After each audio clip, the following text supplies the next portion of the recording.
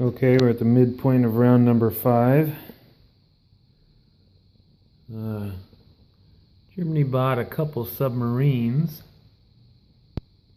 and they were able to sneak one submarine, 1, 2, 3, take out a couple transports that were there by themselves under cover of the scramble fighter.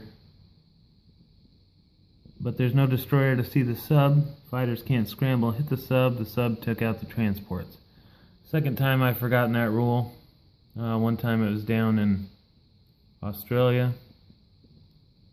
So you'd think it would have made an impression, but it did not. And my two American transports went to the bottom of the ocean. Germany building up on their coast still. They had a big push, brought their 2 transports up, Archangel and Nenetsia. Took out a very large stack at Archangel. Moved into the factory.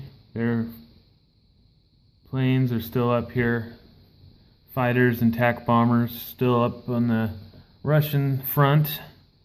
Moved some troops up, took the other Ukraine factory as well, built 3 tanks coming behind them, so now they've got 2 factories on the Russian front, and looking good up there. What Russia is looking like is they are falling back and falling back some more.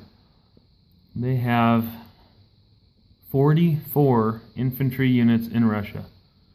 They have 3 fighters, attack bomber, 4 artillery, and these miscellaneous troops you see here. No news over here for Russia, just sitting there. And no movement by Russia or Japan. Japan pulled back to the main sea zone there. If you recall last round, I had large navy in the Caroline Islands, a large navy off New Guinea and Dutch New Guinea in Territory 45. Took out this no IPC New Guinea just to take away an IP national objective for Anzac. Anzac has no boats. They had saved their money, and what the US and Anzac had done was spread out, taken the Philippines, taken Java. Japan retook them and sent a destroyer and a cruiser, destroyer and a cruiser, destroyer and a battleship, destroyer or sub, and basically they took out all these scattered transports and subs that Allies had spread about. Japan was able to clean up every single one, including, unfortunately for the Allies, this loaded transport in 58. UK had a transport with a tank and an infantry on it, sitting there on the water. This aircraft carrier that was in 45, the fighters on it were able to go 1, 2, 3, take out the transport, 4 land on the carrier. It was a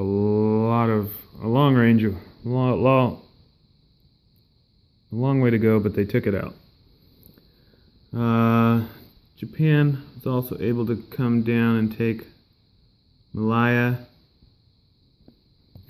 It's 3 IPC territory. There are 2 transports from the main sea zone around Japan were able to come down and take Guangxi and French Indochina.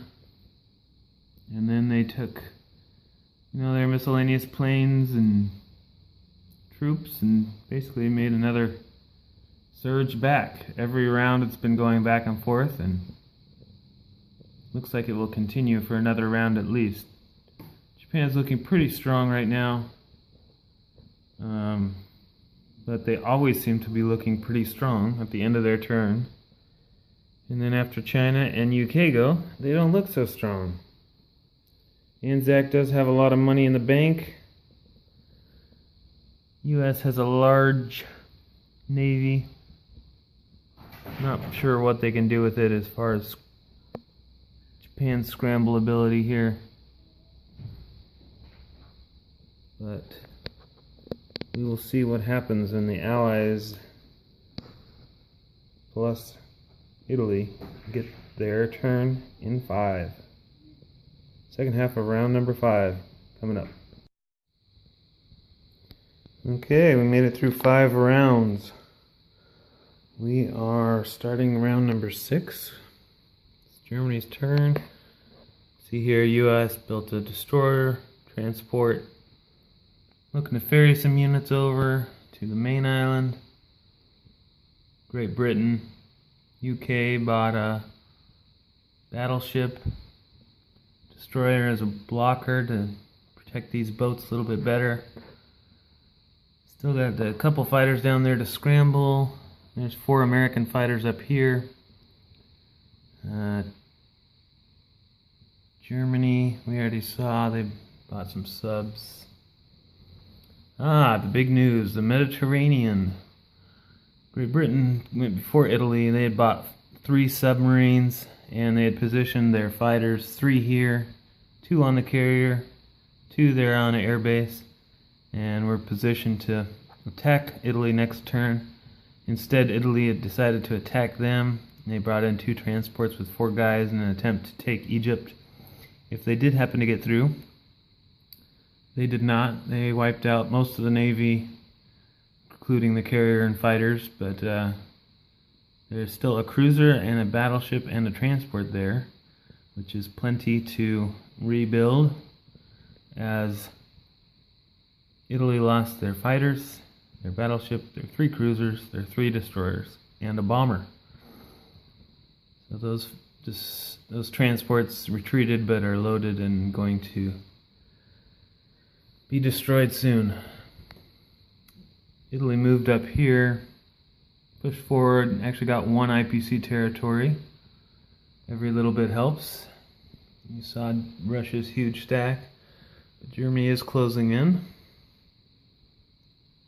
UK is in control of all of Italy, moving up some cleanup units. Got a factory in Cairo, Egypt.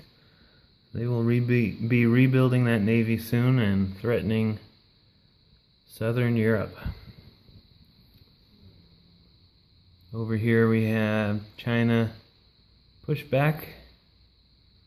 Got a decent chunk back, but they were not able to give themselves a buffer off the Burma Road like they had been the last few rounds, so Sichuan and thus the Burma Road is going to be under siege next round. UK recaptured French Indochina and Malaya. Cost them a tactical bomber they had to take as a casualty in order to capture that territory, but it seemed like a good idea at the time.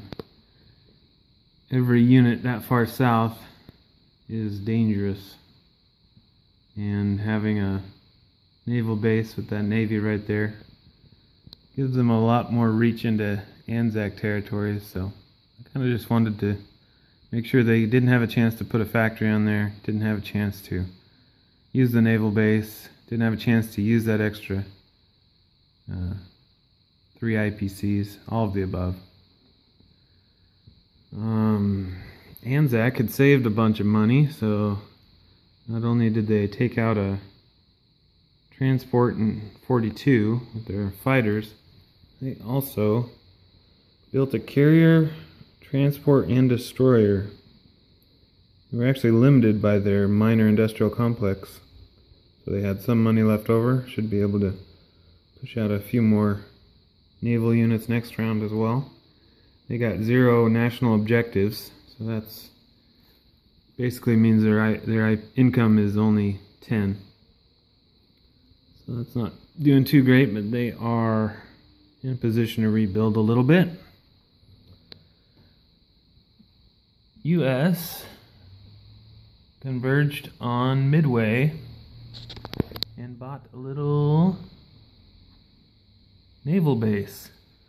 Naval base allowing them 3 territories to move, obviously making it next to impossible to block me from getting into Japan.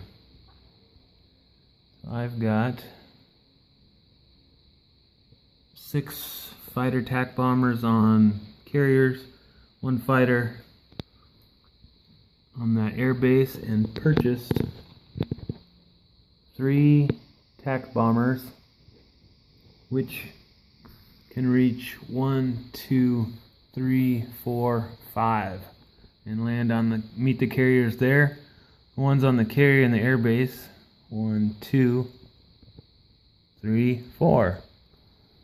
So we have got a lot of air power coming that way. Japan is going to have to either make a decision to purchase a bunch of naval units